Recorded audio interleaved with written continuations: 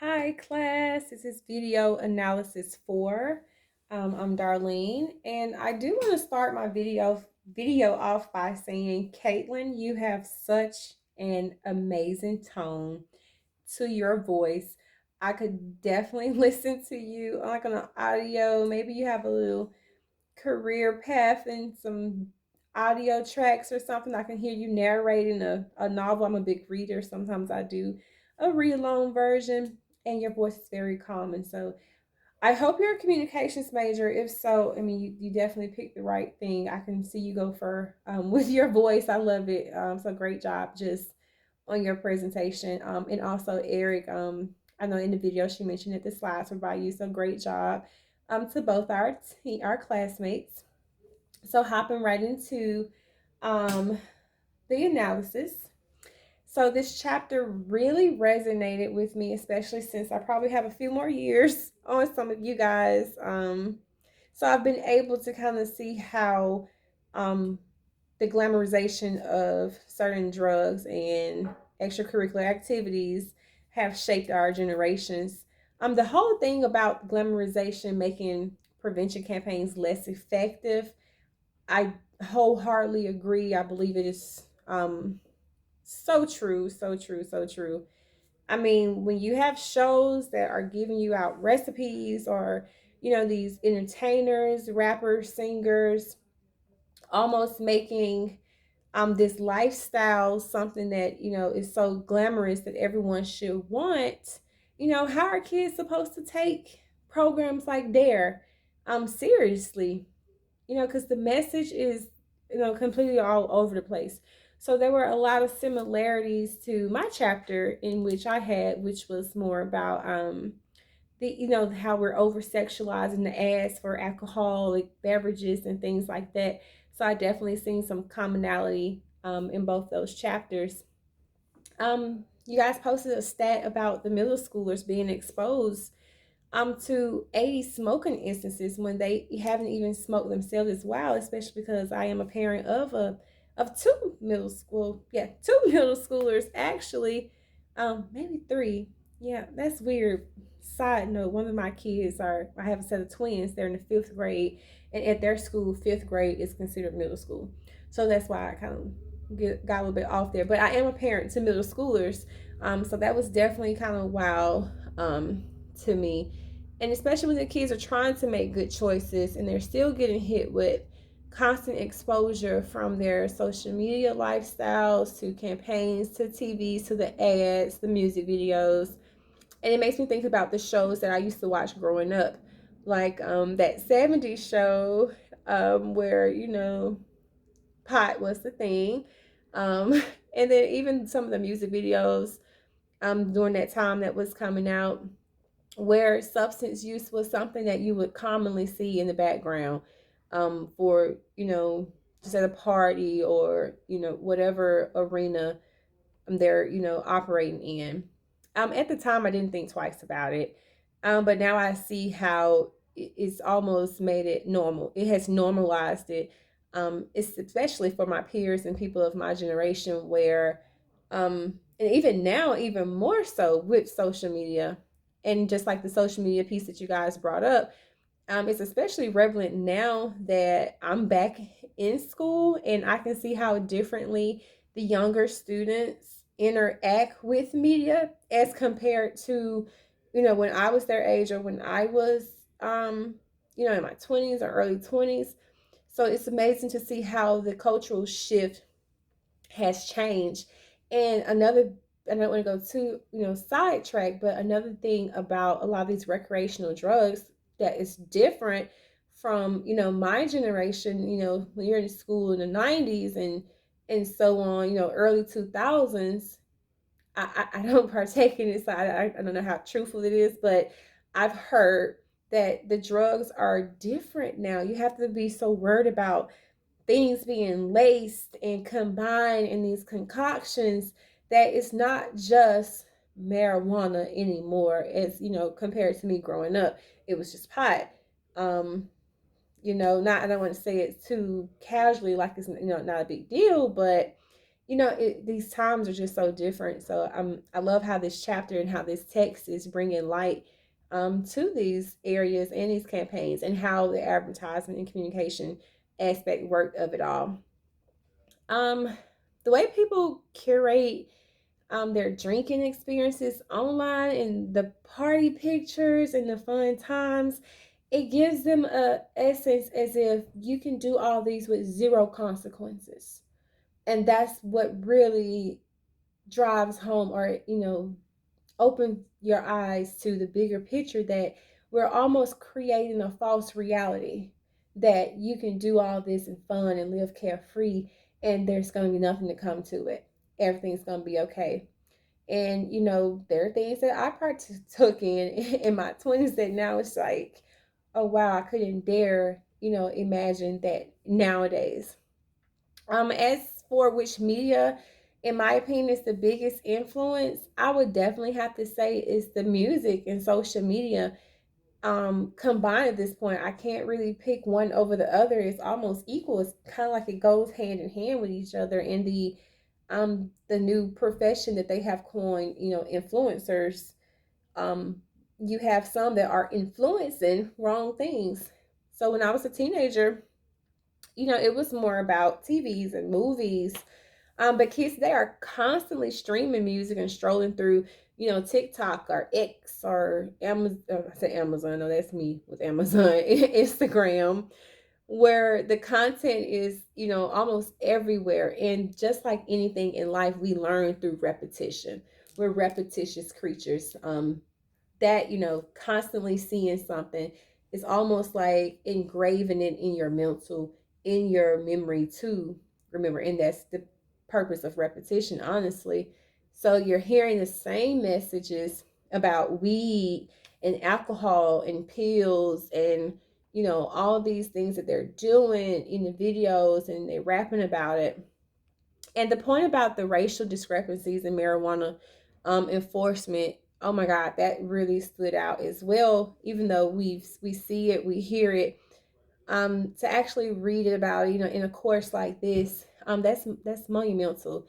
That we're able to shed light on things like that, and I've seen that play out too many times in real life, where friends or associates are getting, you know, slapped on the wrist just because of their skin color.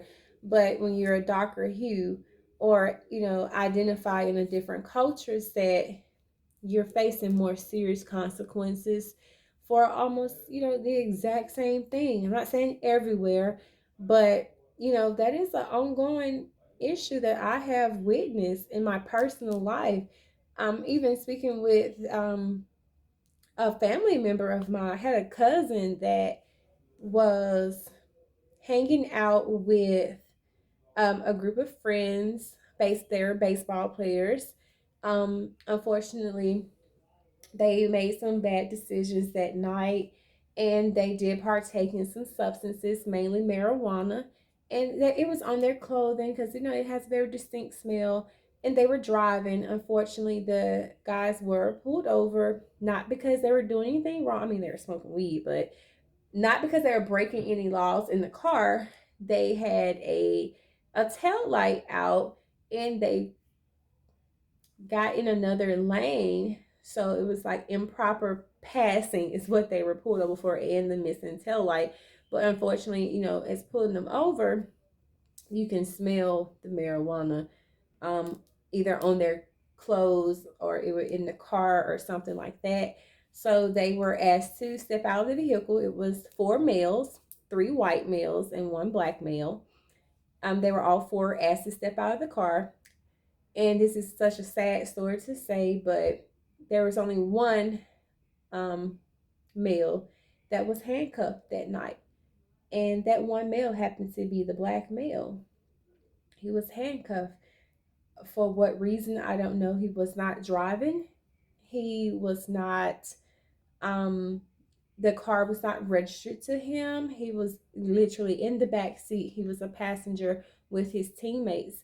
And in his teammates' defense, they did speak up for him. They was just like, hey, this is not right. Like, why are y'all, handcuffing him? He didn't do anything. And the officer said, well, it's because he seemed more agitated than the rest of the guys. He seemed like he had something to hide. And for my own safety and my officer's safety, we felt it was best to handcuff him. I wasn't there. These are stories that, had been, a personal family story that had been shared. And it outraged us. It's like, huh? What? Like, no, this can't be right. And they all were charged except for one with a DWI, so driving while intoxicated. But the black male ended up having the more severe punishment of them. And I never could get my head fully wrapped around that. When you're pulled over with the substances, the substance was in the car. I think the size of it determines the charge, so it wasn't a whole lot to my understanding. But unfortunately the black male received the harsher consequences, the harsher you know penalty for this incident. So that just shows you that there is still some racial inequality, even when it comes down to simple misdemeanors, like pot smoke, marijuana. That's just a personal story that just highlights that that is still something that's very relevant, even in today's time. But you never know. Just watching, for most TV shows or movies, where it's all fun and games, you never really can gauge what the real world consequences would be. Overall, you guys had a really solid presentation. Um, I love the fact that it's making us more aware of what we're consuming and the messages that we might be absorbing, without even realizing it. Um, I think you guys had answered, a couple questions in there that I think I tried to hit on. But just overall, I think you guys did a great job. I love all of your images you showed. I do say I have seen a few of the movies that you guys put some clips up. I'm guilty. I have watched them. Um, just for entertainment purposes and things like that. I think you guys did a very great job of bringing the chapter, and putting your touch on it and giving us a lot of real life examples. I love how in your presentation you did a did you know fact page. I love reading, but sometimes you kind of want to get to see it all kind of nice and packaged and condensed, so it makes it a little bit more fluent for the reader to kind of remember everything. Something else that I've seen that in your presentation that was really eye opening was just looking at it from the standpoint, in the movie poster was the How High to poster. I think that was the name of a high school movie poster. That was something that was like, you know what? I watched this movie, I seen it, and at the time, maybe not because I do have a high schooler. At the time, I laughed. It was all fun and games, and I thought it was a very silly movie. I like both of the artists that starred in the movie, but I do not support underage substance use of whatsoever. So I felt almost kind of bad that, hey, I watched this movie, I laughed at it, but it's literally talking about underage children, high schoolers getting high. So I felt almost kind of bad at that point. I was just like, it makes you think about, what are we really promoting? What do our kids see us promoting? If my children saw me watching that movie, will they misconstrue that is, mom is supporting us to go out here and get high? Absolutely not. But I can see how that message can be portrayed. And that's basically the whole gist of the chapter, is that we are glamorizing this substance where, it's fun, it keeps you cool, it makes you relax, and, XYZ. Um, so in a few of the the links that you guys shared, the one that I went to do, it was from the It's from the NIH Gov website. So I did refer a lot to that website as well. And just seeing how, once again, that social media is dangerous. I say it every day, all the time.